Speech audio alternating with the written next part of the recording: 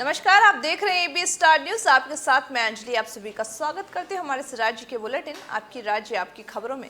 पहली खबर बिहार के पटना से है, जहां पर आपको बता दें कि जहां पर बिहार में एक तरफ शराबबंदी को लेकर के सभी चर्चाएं कर रहे हैं, तो वहीं साथ ही मुख्यमंत्री नीतीश कुमार की उपस्थिति में भी एनडीए की विधानमंडल की बैठक की गई है। बैठक में शराबबंदी के पक्ष में रखा गया चर्चा की गई है और इसके पक्ष में शराबबंदी के पक्ष में सभी मंत्री भी नजर आए हैं।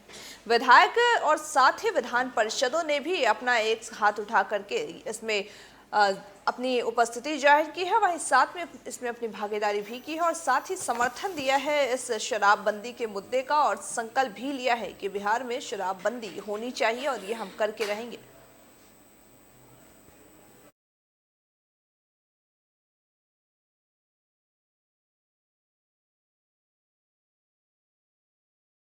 अगली खबर छत्तीसगढ़ से है, जहां पर आपको बता दें कि छत्तीसगढ़ में के कवर्धा में लगातार सड़कें जो हैं वो बदहाल स्थिति में हैं।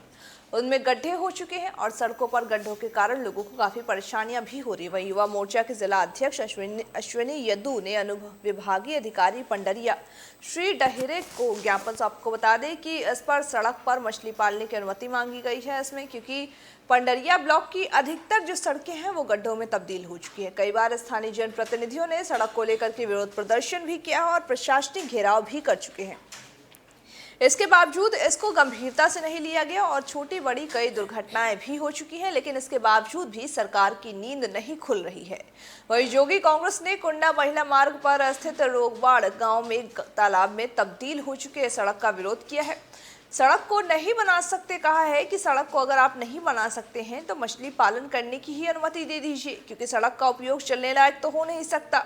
कम से कम मछली पालन कर लोग अपना जीवन यापन ही कर सके। वहीं सड़कों का हाल ऐसा ही रहा तो जोगी कांग्रेस के सभी विंग मिलकर 7 दिसंबर को दोपहर 1 बजे सड़क पर प्रदर्शन भी करते हुए नजर आएंगे।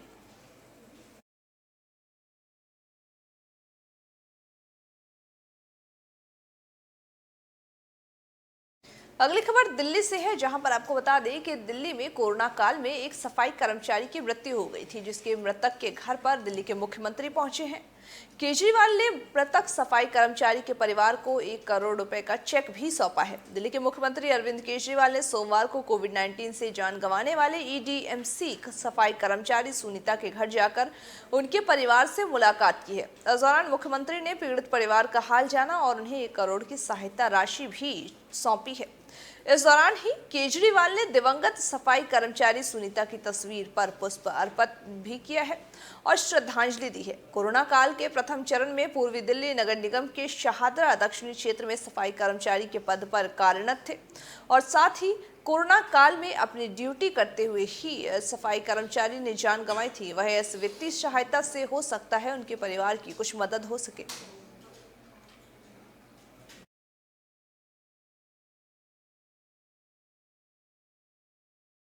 अगली खबर हरियाणा के रोहतक से है, जहां पर एक मकान में आग लग गई। आग लगने की वजह शॉर्ट सर्किट बताई जा रही है। वहीं आग में एक व्यक्ति फंसा हुआ था, जिसको निकालने के चक्कर में वो व्यक्ति के चेहरा झुलस गया है। दरअसल आपको बता दें कि रोहतक के गांधी कैंप के एक मकान में शॉर्ट सर्किट से आग लग गई, जिसके बाद वहां भगदड़ मच गई। किसी ने फायर ब्रिगेड को सूचित किया और यही नहीं, जिस वक्त मकान में आग लगी उस वक्त मकान में एक व्यक्ति भी मौजूद था, जिससे बड़ी मुश्किलों से बाहर निकाला गया। बाहर निकालते वक्त व्यक्ति का चेहरा बुरी तरह से झुलस गया, जिससे पीजीआई रोहतक में उसे भर्ती कराया गया है। जानकारी के अनुसार यह भी कहा जा रहा है कि रोहतक के गांधी कैंप में हरीश चावला नाम के इस व्यक्ति के मकान में आग लगी थी, जिससे शॉर्ट सर्किट की वजह से इस व्यक्ति के घर में आग लगी थी, जिसमें से ये घायल हो गया, इसका चेहरा झुलस गया। वहीं से पीजीआई में शॉर्ट सर्किट की वजह से लगा हुआ आग के कारण इसका चेहरा झुलस चुका है, जिसके कारण इसे पीजीआई में भर्ती कराया गया। वहीं इसका इलाज जारी है। मेरे पास ये कॉल आई थी 14:44 पे 14:44 पे कॉल आई थी कि पटेल नगर में मकान में आग लगी हुई है। तो आकर क्या देखा? हमने आके मुआयना किया कि आग लगी हुई थी मकान में।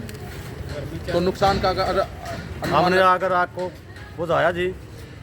मौके पर नुकसान का अंदाजा लगा नहीं गया, बाद में जान पड़ेगी जी कितना नुकसान हुआ कितना नहीं। अगली खबर हरियाणा के कुरुक्षेत्र से है, जहां पर अन्त्योदय कार्यक्रम का आयोजन किया गया था। इस कार्यक्रम के तहत ही सरकार की ये जो योजनाएं हैं उसको लोगों तक पहुंचाने की कोशिश की गई।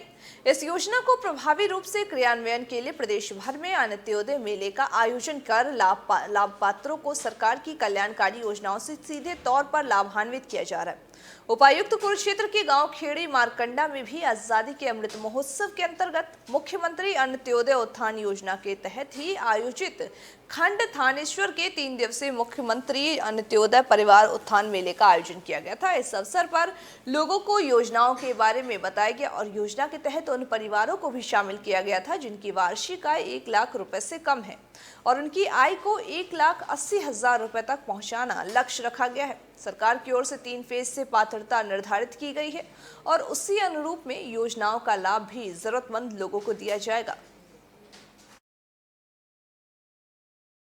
मुख्यमंत्री का इनिशिएटिव है जिसके तहत मुख्यमंत्री परिवार उत्थान योजना के तहत ये हर एक खंड स्तर पर और नगर पालिका लेवल पे मेले लगाए जा रहे हैं। उसी कड़ी में आज पहला मेला जिला कुरुक्षेत्र में खंड थानेसर के लिए आयोजित किया गया है। तो इसमें लोगों का काफ़ी उत्साह है, लोग अपना रजिस्ट्रेशन करा रहे हैं और अलग अलग स्टॉल्स पे जहाँ उनका जो उनकी अचीवमेंट्स हैं उस हिसाब से अपनी।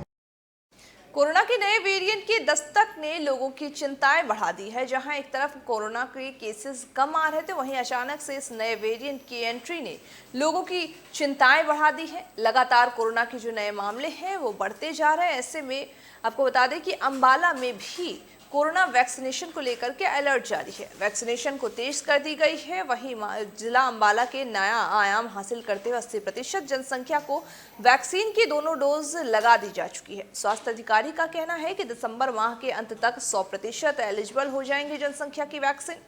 और अंबाला जिला वैक्सीन के मामले में शुरू से ही हरियाणा के अव्वल जिलों में से एक रहा है। अब अंबाला में नया आयाम स्थापित करते हुए 80% लोगों को फुल्ली वैक्सीनेटेड भी कर दिया गया है। इसके लिए स्वास्थ्य विभाग की टीमें भी कड़ी मेहनत से आंकड़ों को बढ़ाने में लगी हुई है। अभी फिलहाल अंबाला में पिछले 1 महीने की अगर बात करें तो पिछले 1 महीने में कोरोना में कोई मामला सामने नहीं आया है, जिसके चलते कहीं ना कहीं लोगों में लापरवाही भी बढ़ती जा रही है। और इसी को लेकर के वैक्सीनेशन अधिकारी डॉक्टर सुनिधि करोल ने बताया है कि जिले में अभी तक 104% लोगों को पहली व 80% लोगों को दोनों डोज की वैक्सीन लग चुकी है। हर घर अभियान के तहत ही दूसरी डोज नहीं लगवाने वाले लोगों तक पहुंचाया जा रहा है। कोरोना के नए वेरिएंट ओमिक्रॉन के दस्तक के बाद अब तो वैक्सीन लगवाना और भी ज़्यादा ज़रूरी है। ऐसे में ये भी ज़रूरी है कि कोरोना के मानकों का पालन करें और उचित दूरी बनाए रखें, सैनिटाइजर का मास्क का प्रयोग करें, जिससे कि कोरोना के इस नए वेरिएंट से बचाव हो सके।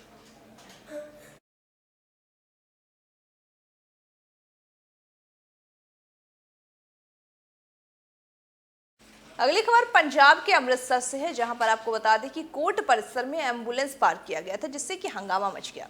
वही दरअसल पूरा मामला है अमृतसर कोर्ट में एक संस्था की गाड़ी को नीली बत्ती लगा करके कोर्ट में गाड़ी पार्क किया गया था, जो कि उसको भारी पड़ गया। दरअसल केंद्रीय एम्बुलेंस सेवा दल के नाम से एक गाड़ी अमृतसर की कोर्ट में पार्क हुई थी, जिस पर नीली बत्ती भी लगी हुई थी। जब पुलिस द्वारा उस गाड़ी की चेकिंग की गई तो उसमें एम्बुलेंस जैसी कोई सुविधा ही नहीं थी। जब पुलिस ने गाड़ी चालकों से पूछा तो उन्होंने कहा कि ये उनकी संस्था की गाड़ी है, जहां उन्हें नीली बत्ती लगाकर घूमने की परमिशन मिली है। साथ ही जो गाड़ी चालक है उनको खाकी पहनने की भी इजाजत दी गई है। देखते ही देखते विवाद बढ़ता गया और कोर्ट के बाहर हंगामा मच गया। संस्था की मेंबर नीतू ने बताया कि उनको ये गाड़ी उनकी ऑर्गेनाइजेशन की तरफ से इश्यू कराई गई है, जिसमें बत्ती लगाकर घूमने की भी इजाजत दी गई है और उनकी ऐसी 3 गाड़ियां और हैं जो कि अमृतसर में चल रही हैं। उधर पुलिस ने यह भी बताया कि जब गाड़ी की चेकिंग की गई तो उसमें न तो एम्बुलेंस की कोई सुविधा थी और न ही इसकी संस्था सरकारी है, लेकिन नीली बत्ती के कागज जिनके पास मौजूद नहीं थे और साथ ही ड्राइवर के पास भी लाइसेंस तक मौजूद नहीं था। ਇਹਨਾਂ ਦਾ ਜੀ ਜਿਹੜਾ ਮੈਟਰ ਇਹਨਾਂ ਨੇ ਇੱਕ ਆਪਣੇ ਲਿਖਿਆ ਵਾ ਕੇਂਦਰੀ ਐਂਬੂਲੈਂਸ ਸੇਵਾ ਜਿੱਤੀ ਲਿਖੀ ਆ। ਇਹ ਕੋਈ ਇਹਨਾਂ ਦੀ ਪ੍ਰਾਈਵੇਟ ਸੰਸਥਾ ਹੈਗੀ ਆ ਜਿਨ੍ਹਾਂ ਨੂੰ ਕੇਂਦਰ ਸਰਕਾਰ ਵੱਲੋਂ ਜਿਹੜੀ ਕੋਈ ਮਨਜ਼ੂਰੀ ਮਿਲੀ ਆ। ਜਿਹੜੇ ਉਹਦੇ ਕੋਈ ਤੁਹਾਨੂੰ ਐਂਬੂਲੈਂਸ ਵਾਲਾ ਕੋਈ ਪਰ ਵੇਖਣ ਨੂੰ ਜਿਹੜੀ ਆ ਕੋਈ ਐਂਬੂਲੈਂਸ ਨਹੀਂ ਲੱਗਦੀ, ਇਹ ਪ੍ਰਾਈਵੇਟ ਗੱਡੀ ਯੂਜ਼ ਕਰ ਰਹੇ ਆ ਤੇ ਕਿਤੇ ਇੱਥੇ ਕੋਈ ਆਪਣਾ ਮਹਿਕਮੇ ਦੇ ਕੰਮ ਵਾਸਤੇ ਕਿਤੇ ਇੱਥੇ ਆਏ ਸੀਗੇ।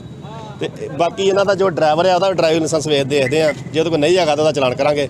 ਬਾਕੀ ਐਂਬੂਲੈਂਸ ਜਿਹੜੀ ਇਹਨਾਂ ਲਾਭ ਰੈੱਡ ਲਾਈ ਆਪਣੇ ਬਲੂ ਬੱਤੀ ਲਾਈ। अगली खबर अमृतसर से है, जहां पर आपको बता दें कि अमृतसर में बर्थडे पार्टी के लिए गए हुए युवक की गोली मारकर हत्या कर दी गई है। दरअसल पूरा मामला बर्थडे पार्टी से शुरू हुआ, जहां पर अमृतसर में बीती रात जन्मदिन की पार्टी मनाई जा रही थी और मनाने के लिए होशियारपुर से आए युवक की अमृतसर से मौत हो गई है।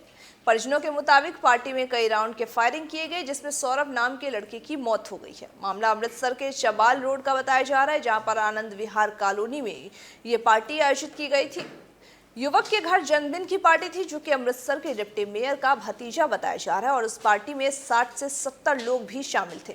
उसी पार्टी में कई राउंड के फायरिंग भी किए गए थे, जिसमें एक युवक की मौत हो गई है। वहीं युवक का नाम सौरभ बताया जा रहा है, जो कि होशियारपुर का निवासी है। अमृतसर में पार्टी मनाने आया था, जो कि वहीं परिजनों के मुताबिक पार्टी में कई लोगों के पास लाइसेंस रिवॉल्वर भी थे, जिनमें से 5 के खिलाफ मुकदमा भी दर्ज कर लिया गया है।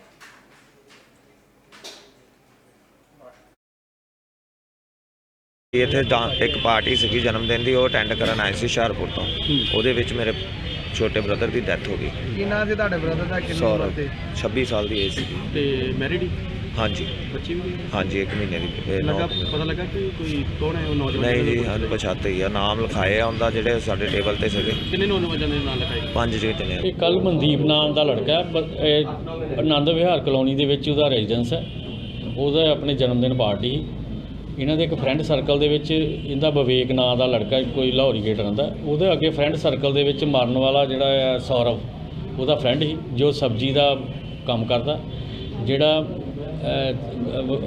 ਦੂਸਰਾ सौरभ ये सब्जी का काम करता है, जो मनदीप। और अगली खबर अमृतसर से है, जहां पर अमृतसर में शिरोमणि गुरुद्वारा प्रबंधक कमेटी के अध्यक्ष पद की चुनाव हो रही थी, जिसमें आपको बता दें कि अध्यक्ष पद के चुनाव में ही हरजिंदर सिंह धामी विजयी हुए हैं। प्रधान चुनाव के लिए ये चुनाव होना था, वहीं प्रधान पद के लिए कुल 143 वोट डाले गए थे, जिसमें से कि हरजिंदर सिंह धामी को 122 वोट और मिट्ठू सिंह को 19 वोट ही मिले हैं। एक वोट रद्द हुआ है। तो वहीं रघुजीत सिंह सीनियर मीत प्रधान प्रिंसिपल, सुखविंदर सिंह को जूनियर मीत प्रधान चुना गया है। जनरल सेक्रेटरी कर्नल सिंह को चुना गया है। आपको बताते चले कि शिरोमणि गुरुद्वारा प्रबंधक कमेटी के कुल 185 वोट हैं, जिनमें से कि 23 मेंबर इस दुनिया को अलविदा भी कह चुके हैं और 2 मेंबर इस्तीफा दे चुके हैं।